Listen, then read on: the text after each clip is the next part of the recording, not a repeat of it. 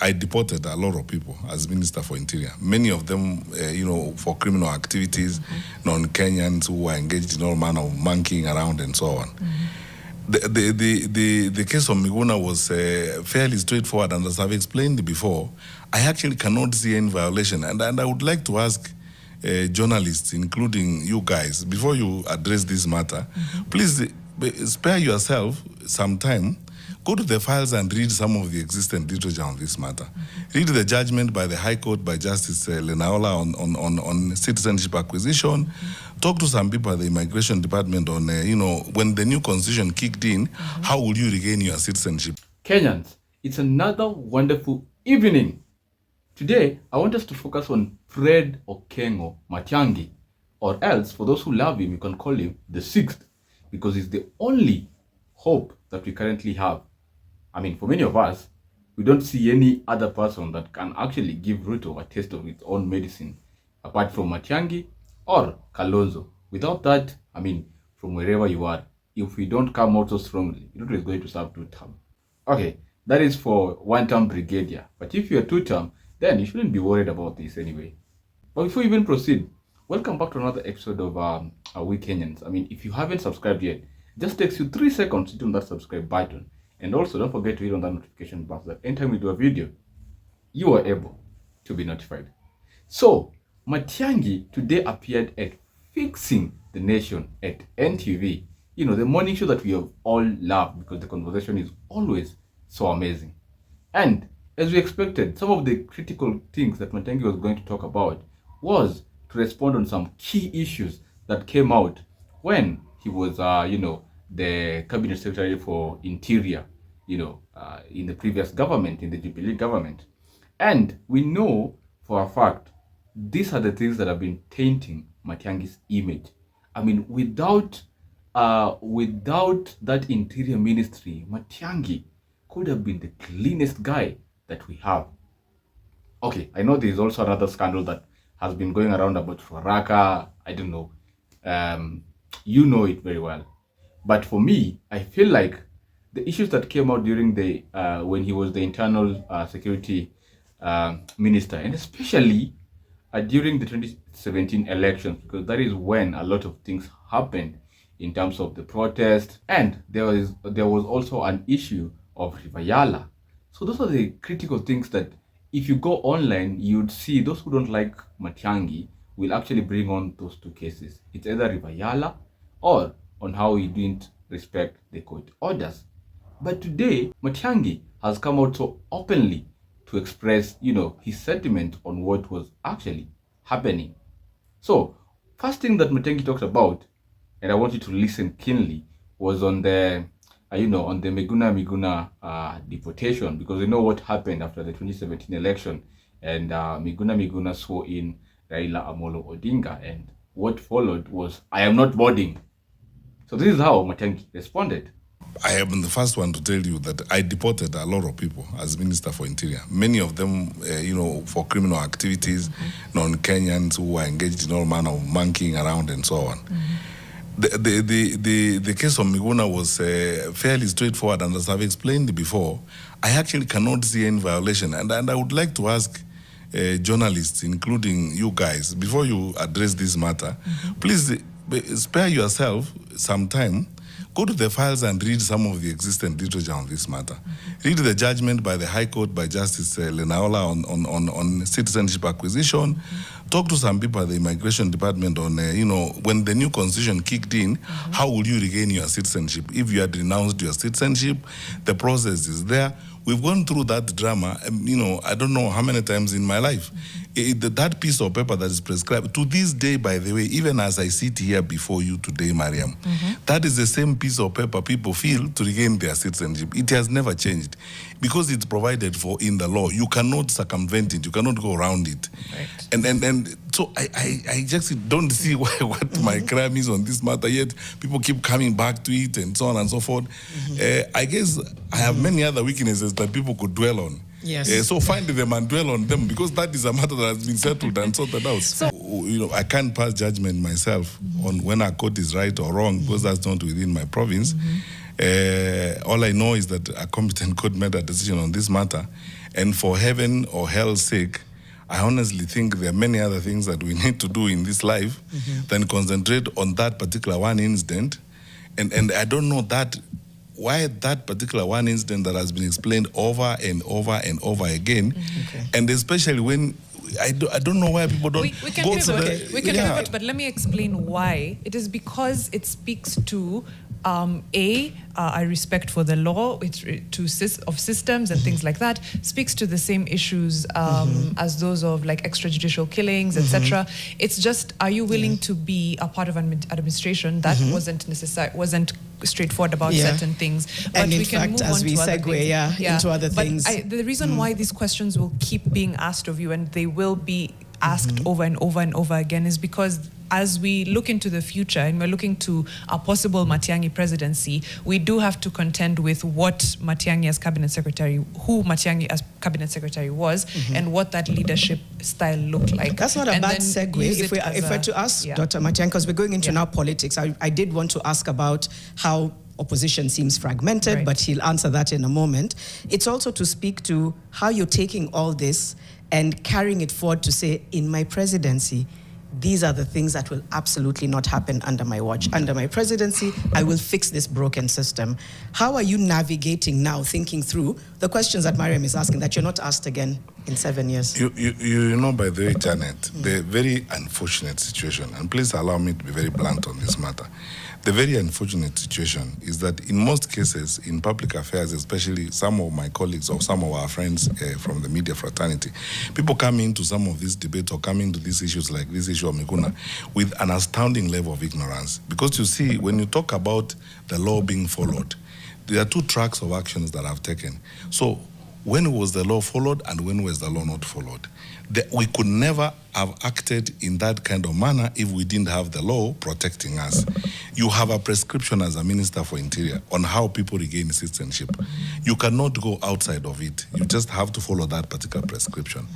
And we are signatories to a lot of international conventions on how people travel. The law is very clear on how people travel and come into the country. When someone arrives at the airport and they want to enter the country using an ID card, so when is the law followed? When you do not deny him entry or when you allow him entry with an ID card? You know, the question of saying following the law is also, in this particular case, a very tendentious and sometimes almost amusing arrangement. When people keep saying the law was not followed, which law was not followed? Because you see, as a public officer who's acting at that particular time, when are you following the law and when are you not following the law? So are you following the law by allowing someone to come in with an ID card which is not allowed? Or are you following the law when you are saying, no, you cannot come in with an ID card because you're not allowed to do that? You see, this is why I keep saying we can sit here and split hairs the whole morning on this particular matter. Yet, I even gave an example the other day in another interview. When that drama was playing out that evening, Governor James Orengo called me, who was then the lawyer. And you know, by the way, you don't go higher than that in terms of legal competence and prowess in this country. Orengo is one of our finest lawyers in this country, by all standards. And he asked me, Fred, is there a way we can end this drama? I asked him back, you know, your senior counsel, Wakili, just give me even the simplest excuse under the law I can hang on and get this guy out of the airport. And he himself told me there is none. He has to fill that piece of paper. Now, so when was the law followed? When you are saying follow the procedures that everyone follows, or you implement the same law that says you cannot come in on this particular basis. And then, Janet, if you give me time, you bend over backwards because the interest of the citizen in resolving the problem is in some of those extra miles you are traveling to resolve the matter. You take Nyayo House to the airport for him. You literally take Nyayo House to tell the Director General Immigration and everybody. Because you see, every citizen in this country, every citizen, if one Kenyan citizen was in danger in Senegal, or there was fighting in Sudan and one Kenyan was in danger, that is the responsibility of government. So it doesn't matter that you go and take the whole Nyayo House to him at the airport. And even then, he's not cooperative. So what are you then supposed to do? The other aspect was on the River Yala killing. You know, many people have been asking themselves, why was this happening? Who was really behind it? But Matiang'i said very well that he is very open. Even if Ruto's government was to call for an inquiry, he is ready to appear, on that inquiry so that he can be questioned about it. But at the moment, it's just more of like a hearsay. So it's for the Ruto's government because they promised that that won't happen, the judicial killing won't happen. But you know what has been happening, especially from 2024, I mean, with the Gen Z protest and the abductions that have been going on ever since. So we can't even rule out that bodies are being found on River Yala at the moment. It's only that it's not being televised. But this is what Matiang'i had to respond. The Minister for Interior is not above the law. I have actually never been above the law in all my life. Even when I was Minister for Interior, I was never above the law because the law is very clear. If you commit certain offenses, you are prosecuted. So let me go back to the case of River Yala. Reports came, as I've said before, that bodies have been found. Just like reports come and say a body was found in a trench near Kawasukari, or bodies were found, 2 bodies were found in a trench in on Mombasa Road or some other place. The first action is investigation by the police. When it happens at a scale that is worrisome, it actually immediately captures the attention of the national security infrastructure. First through the National Security Advisory Committee, NSAC, and then the National Security Council. This matter came. The DCI, the National Security Council, which is chaired by the president, demanded of the police and the DCI of answers on what was going on. Then, at that particular time, we even explored the possibility of an inquest, because if you don't understand what is going on, you have to open a fully-fledged inquest to see whether it's a systematic action that is going on, like now in the case of Shakahola and so on. That demanded a fully-fledged inquiry to find out what was going on. So in this case of River Yala, we even as NSC asked it, can we actually have a fully-fledged inquest into this particular matter, chaired by a magistrate or whatever the case may be? But then the police said, no, but we have bodies. You see, when you have bodies, it means you have a point of departure to conduct investigations. We will examine the bodies, we will do postmortem, we will get the reports, and we will open the files. Because if we have the body of a guy called Mr. XYC, and then we have the report, we go now to start investigating, go to his family and say, where was this fellow? Where did he disappear? And what happened? And so on. We piece the pieces together. And finally, conduct an investigation that points out to us how this person met their death and how their body was found in River Yala. Now, when the police said that an investigation would begin, that is why, and again for the 6th time today, I'm going to say, if anybody is in doubt or does not trust the work of the DCI, let us have a public inquest. I'm willing to go there tomorrow myself, and anyone else who was involved. And I hope even all members of the National Security Council that I served with, so that every one of us says what they know. Because when you go before that inquest, you will say what you know.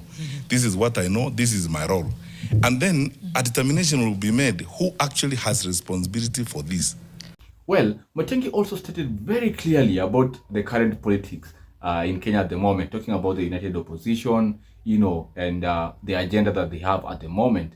But I know Latif was trying to corner him with, the conversations that have been coming in, especially with the drift between Jubilee and DCP. But Matiang'i was very smart to, to answer that politics is not a choir where people, go to sing. The leaders should be focusing now on how they can transform this country. And that is just an agenda that shouldn't be given. It is inconsequential. It is not supposed to be given much attention. Here is what he had to say. Are you saying, Dr. Matiang'i, that such statements, because they'll continue, that they are inconsequential? Do you want me to be very frank with you? Yes, please. They are totally inconsequential. Because you see, let me ask you a question. The facts of that statement, some of them are actually fallacious. It's not backed by facts. That candidate who's supposed to have come to UDA hasn't come to UDA. And I would not like to discuss those types of things, in the press. Because you see, our belonging to the united opposition is a party decision, which means it's an institutional decision, which was made out of, conscience. We agreed we are all going to work together. The united opposition is a home state, not a house. It's a home state. Everybody's in their house there. We are in the same home state, working on a number of things together and so on. what unites us is the direction we are facing, the vision we have, and the intent that we have expressed of standing together. That does not stop the individual members of Jubilee or individual members of DCP or DAPK or what have you from engaging in the individual party activities like any party engages. Any party has its own activities, it recruits members. They could even recruit from each other, in the process. It's a home state. And the journey has just begun. You see, what I find interesting is that when we dwell so much on these kinds of things and even say things that are non-existent, say, oh, there's a crack, the world is coming down, these fellows have issues. Which issues? I don't understand. I don't see them. And for us to finally get there, to that particular destination, it is going to take a lot of patience, a lot of understanding, a lot of engagement, give and take. You see, we forget one thing. We are not the same people. We are not coming from the same background. We are not having the same experiences, same attitude, same visions. The process of building that unity is what is supposed to align all these and bring us together. So sometimes you can have an argument here, an argument there. You have difference of opinion on this or difference of opinion on that. It's not meant to be you arrive day one, is lover's fat side. You're all on the same page. An internal have deadline? a wedding and move on. Is there an internal deadline of sorts? Because we're less than 2 years to the election. So is there an internal deadline to when to get this united opposition house in order? The united opposition house is in order. Don't insinuate anything. United opposition house is in order. And we are working the script as we have agreed. We are going to work the script. You see, we also have organs. We have become an institution. We agreed that the conveners of the United Opposition will be Honorable Martha Karua and Honorable Kalonzo Musyoka. That the official spokesperson of the United Opposition will be the Honorable Dr. Mukisa Kitui. Now, I also must respect those institutions. There are certain things I cannot come here and say because I don't have the sanction of the United Opposition. We have to go and have a discussion. And once we have hammered that discussion, there's a method it will be communicated as we go forward. So in my honest view, that is really what I would like to say. Well, for me, I believe that Matiang'i has actually, we have seen his proven track record. I mean, even with the things that he had in the Interior Ministry, but we know what Matiang'i can do, especially when he was the Minister of Education and the Minister of ICT. We all saw what he did. And this is the person that we need. A leader who can speak and actually, respond with an action from what he promises. Because, Kenya at the moment, we just need a certain form of order where if we say there's not going to be any form of corruption, then we implement it. And we know Matiang'i for his word. Even when he said that the school buses should be painted yellow, didn't we follow? You remember the Huduma number cases? I mean, okay, I don't know how that disappeared, but you see, even Ruto came out silently with Maisha number, which is not different from Huduma number. So he has always been very focused in terms of delivery, and that is why many people prefer him. But I don't know what's the plan of United Opposition. If they can't give us a worthy opponent, then Ruto is going to walk this. It's more of like a walkover. What do you think about Matiang'i? Do you think he performed well in the interview? Or what do you think he should be actually focusing on now, together with the United Opposition? That brings to the end of this video. I mean, if you found this video impactful, kindly don't forget to hit on that subscribe button, and also don't forget to hit on that notification bar so that anytime we do a video, you're able to be notified. Until next time, see you.